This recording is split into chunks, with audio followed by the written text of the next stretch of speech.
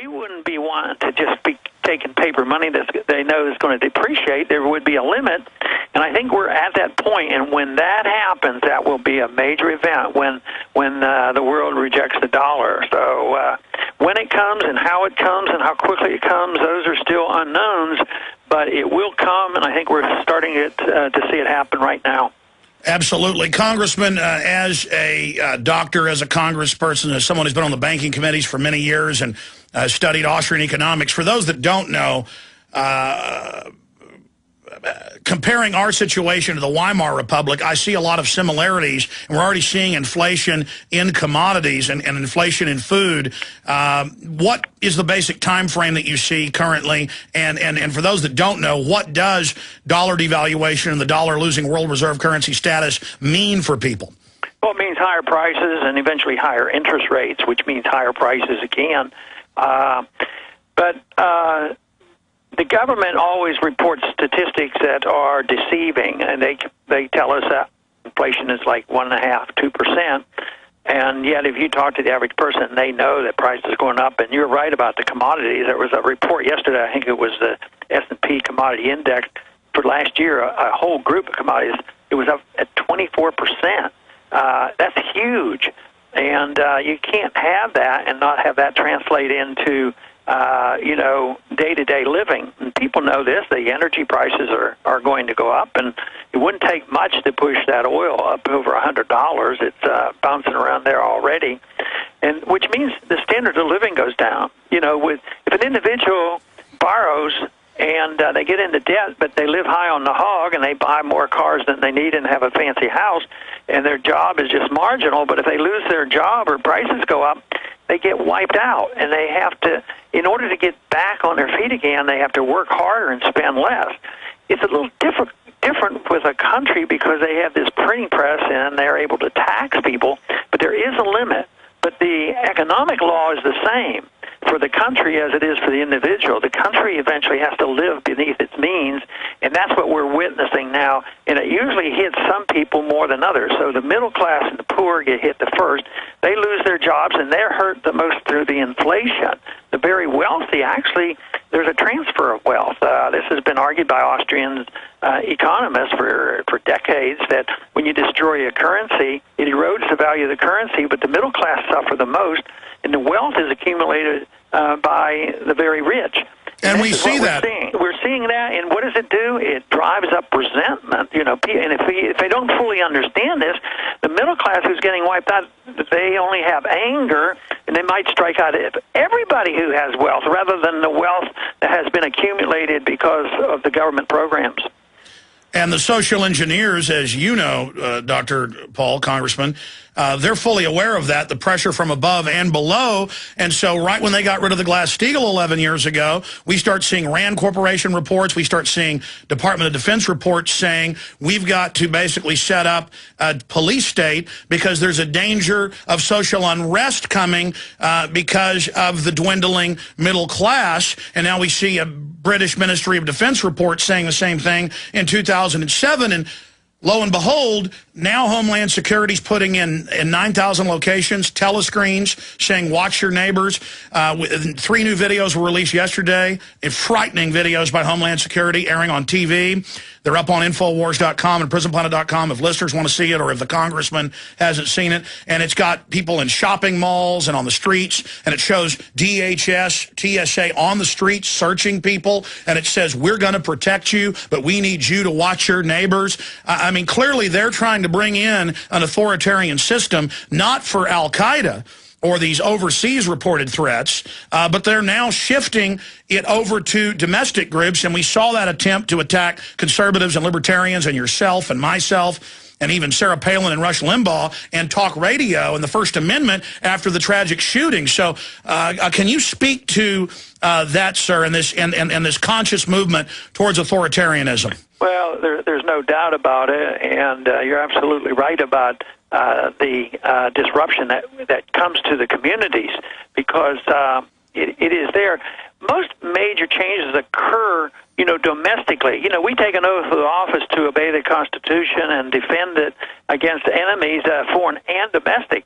Well, I usually make that point, and even in the very, very patriotic crowds and veterans, which you think would be more hawkish, if you emphasize, the domestic threat, they understand this. So, but I think we're actually winning this argument about this need for militarism around the world to protect ourselves, and that we have to worry about domestically, because people are getting tired of having somebody from the government check every single thing. Back again to China, you can start businesses easier in China than here. So people who have land, people who want to start a business, people who have to pay these high taxes and pay for all these regulations, they're starting to realize this. So I think there's a healthy resistance developing. But like you point out, there is some danger here, and that is, of course, if we get people to understand where the cause comes from, that we might be able to prevent this. See, the one coalition that we should build, we talk a lot about the poor getting poorer and the middle class being wiped out, but the left always thinks, well, the answer to that is just more transfer of wealth. But we have to get them to understand that the reason this happens is because government is too big. Even though they argue for government programs, the government is too big.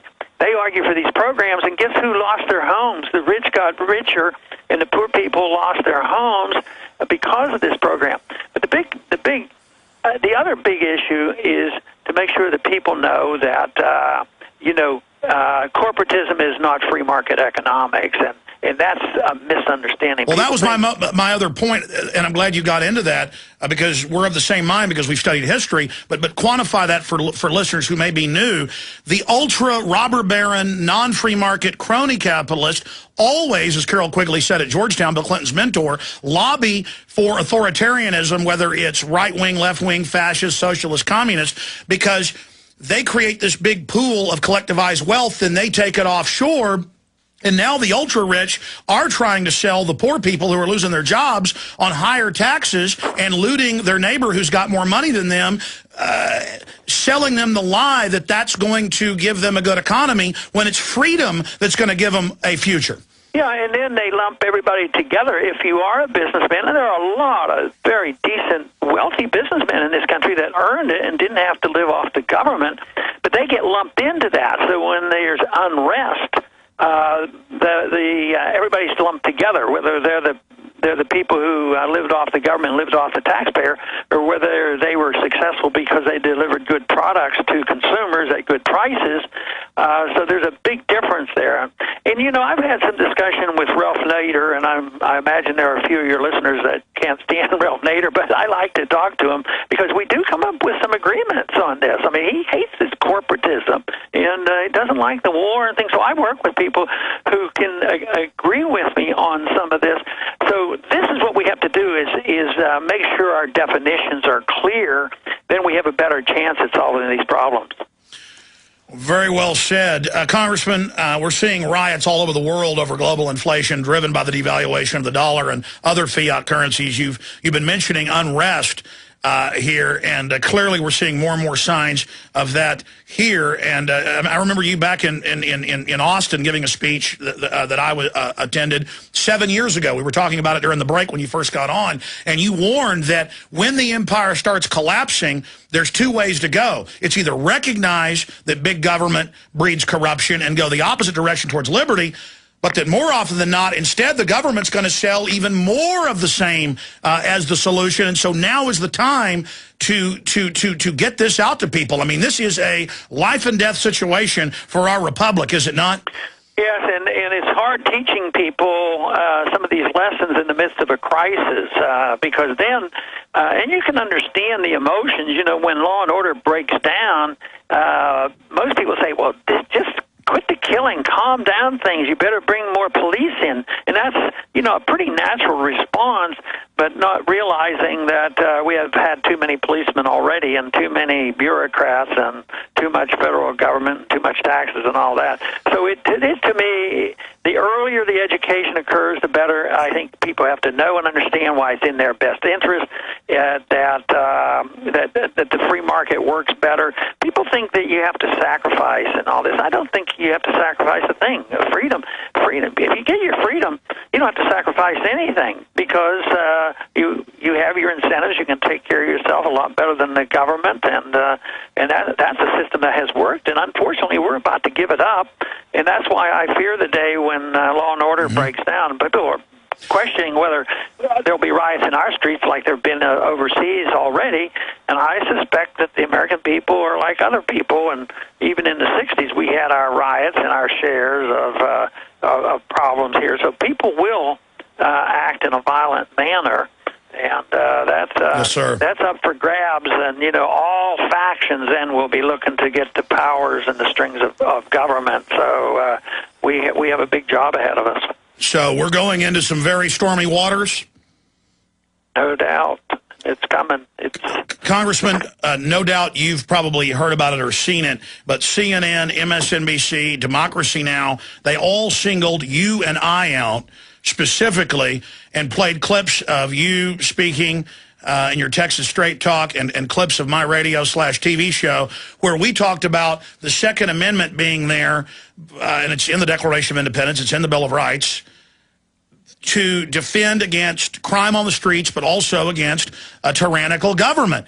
And they have tried to now demonize and imply that you and I and others are the progenitors in an asinine way of what happened in Tucson, which we now know was a schizophrenic who was politically a liberal. I'm not blaming the Democrats. But what do you think about the desperation? We saw Rachel Maddow and others go after your son and tell a laundry list of Dr. Rand Paul, and of course that backfired on him, only seemed to boost his approval rating when Clinton went and campaigned against him. Now we see them doing it against you and I because they see us as a threat because we're getting the truth out.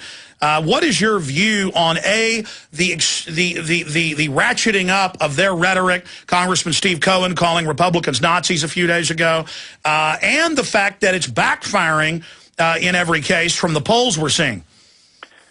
Well, there's a limit, and that says something for the American people. Maybe they won't buy into that, but they're certainly going to make the effort. And this is a frustration for me because I do make a diligent effort to try to work with honest, straightforward people who may be called progressives and liberals, because some of them are decent and they're honest, but they're not these demagogues. And those people who turn on you, their goal is more like the promotion of the Democrat Party or promoting of government power.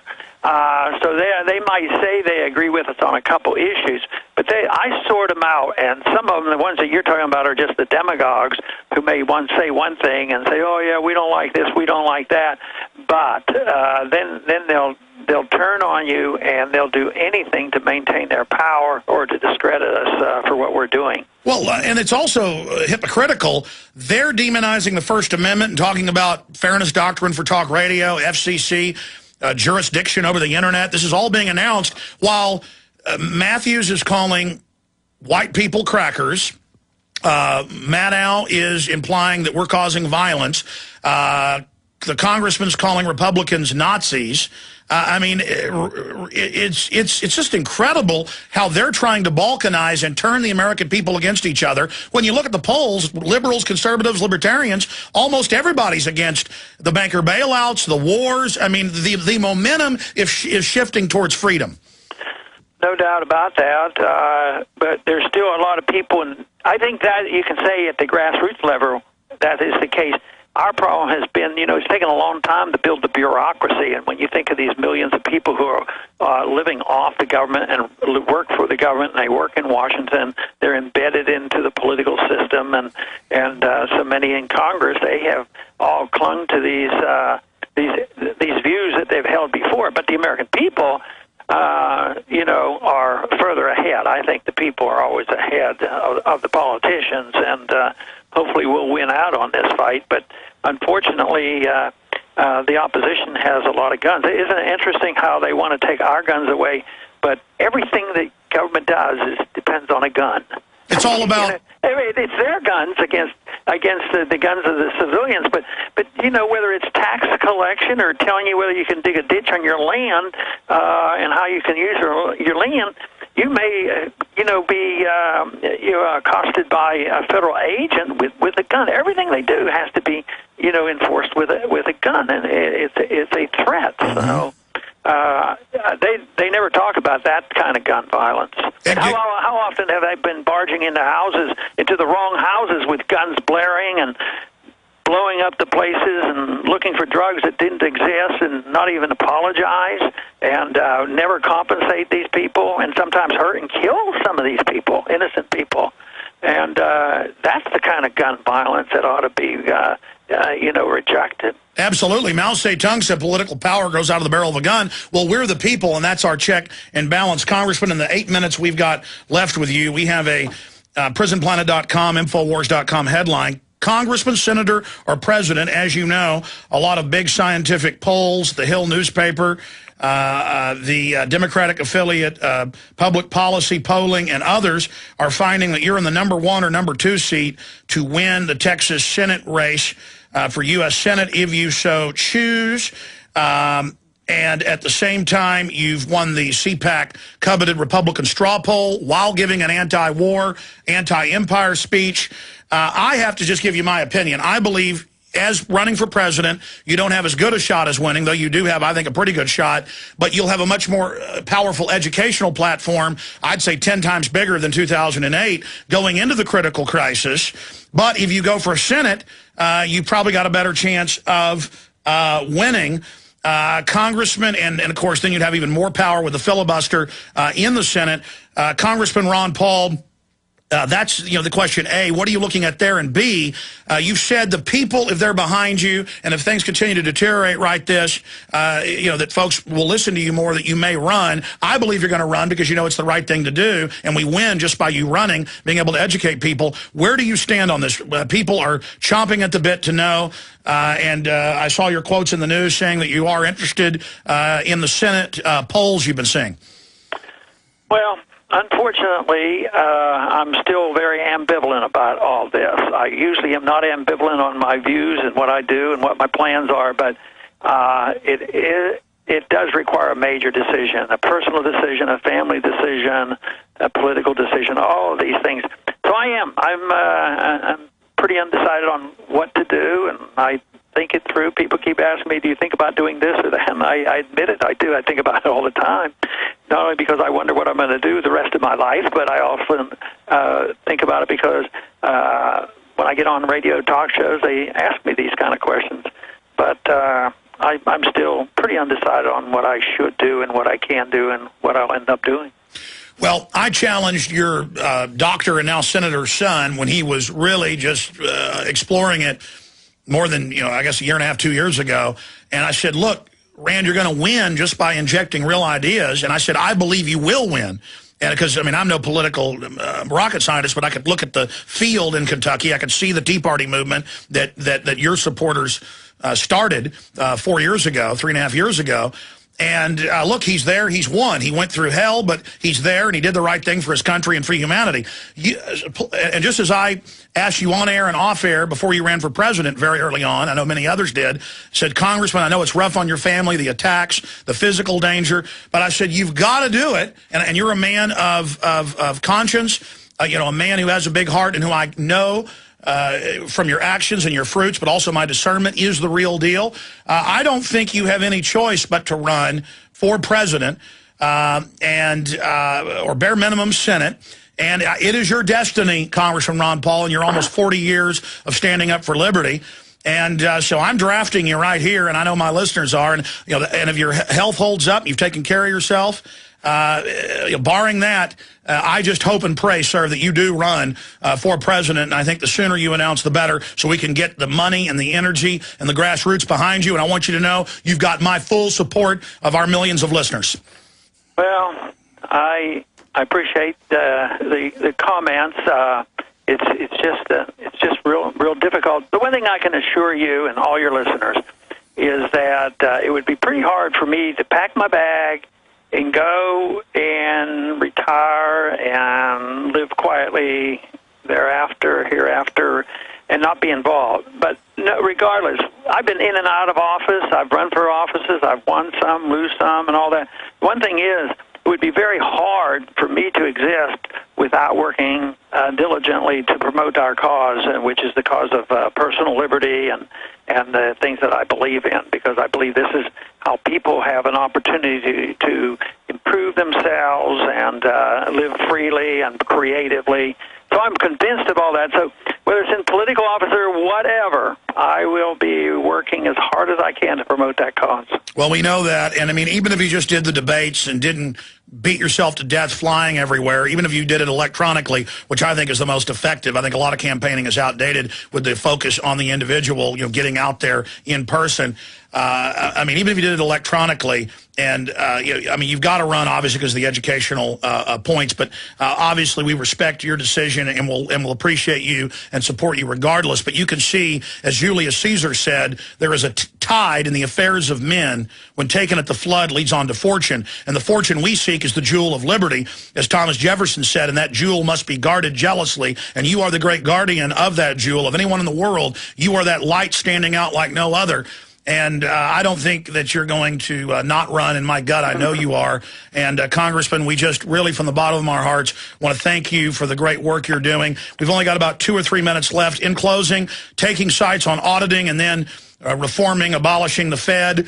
Where do you stand with your Periscope sites on that great warmock?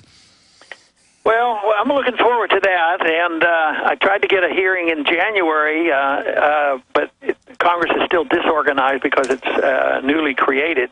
So in February, the hearings are going to start. I did find out also that the rules prevent me from insisting that Bernanke come before a subcommittee, and he only comes before a full committee. That's just the way the rules are, like a Secretary of Treasury, too. But it doesn't keep me from pursuing all the views that we have to have, exposing the Fed, transparency of the Fed, teaching people why the Fed is responsible for the booms and the busts and the unemployment and the inflation. I mean, it is a hot topic. It's going to get hotter, and we're going to have our side well represented. And the hearings are not going to be huge. Sometimes they have 6 and 8 people come for hearings. Ours will be smaller, and they're going to be very deliberative, and there's going to be debate going on. I believe we're going to get a lot of attention. I think we can achieve a whole lot by this, and especially as we move into this crisis, because then once we expose the Fed, then we better start talking about a transition and how we get out of this. And already, the opposition, those at the World Bank, talked about, we might have to have a new currency. Maybe we ought to use a little bit of gold. So they want to neutralize us a little bit, but they want to control everything. So this is going to be our challenge. What are we going to replace the system with? And that's something I'll be working very hard on. Well, Congressman, as you know, we're here at the crisis. They're going to try to use it to get even more power. We've got to deal with it now, and there you are, historically, at the perfect time and perfect place. Have a great weekend coming up, Congressman Ron Paul, and we'll talk to you again soon. Thank you for joining us. Thank you. Good to talk to you. Good to talk to you. Visit Infowars.com and PrisonPlanet.com. When you're on the site, you can also tune in 24 hours a day to my daily radio broadcast. There's also a free iPhone app to listen to the syndicated radio show when and where you want.